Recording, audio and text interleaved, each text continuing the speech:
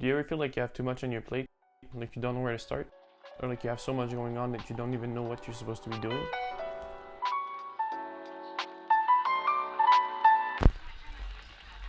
I started my own productivity journey about 4 years ago when I started my first business. At that time I was still a student, so I was juggling my student job, school, as well as trying to start this new business. It didn't take too much time for me to start feeling really overwhelmed. I had too much to do, I didn't know where to start, I kept forgetting things.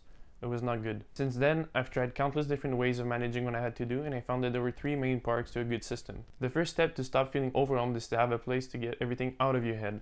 You need some kind of inbox, a place where you can just throw all of your ideas so they stop using useful real estate in your head. The second part is you'll need a way to manage your to-dos.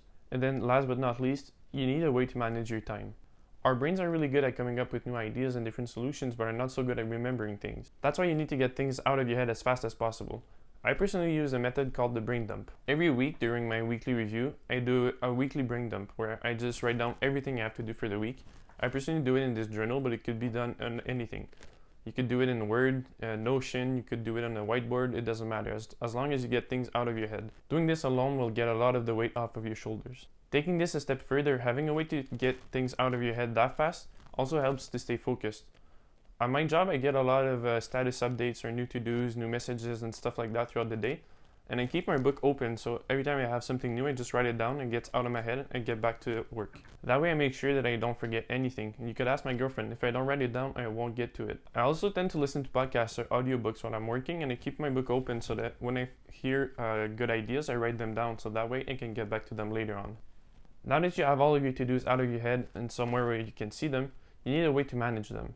I've probably tried every single to-do app out there, and I just keep coming back to my journal. There's just something satisfying about marking an X or crossing off a task when I'm done. There are 3 apps that I could recommend for you to-dos. There's Notion, which is really nice. I still use it for project management mainly.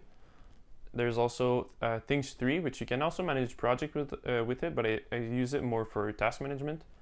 And there is To-Do, which is really nice. It's really simple app, and it allows you to see your whole week.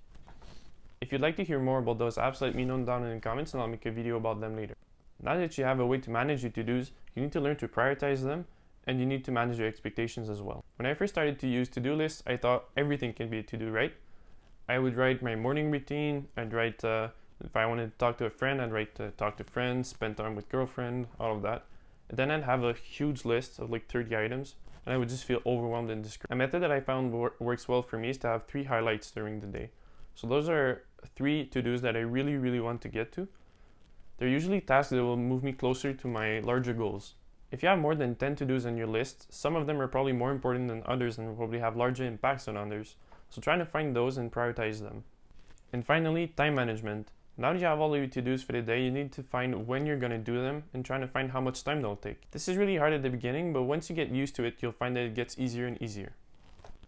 When I plan my day, I use a method called time blocking. I'll probably make a video on this later. But just so you know the basic of it, it's just trying to block time in your day for the different tasks. I use this for everything, even my personal stuff. Like I'll try to book time off. That's really important. This process doesn't have to be precise, but it will help you stay accountable to what you have to do.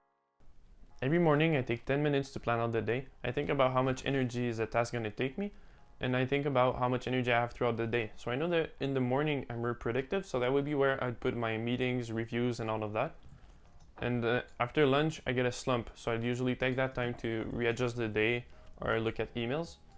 And then as the day goes on, I get more and more creative, so I'll try to do my web design at that time.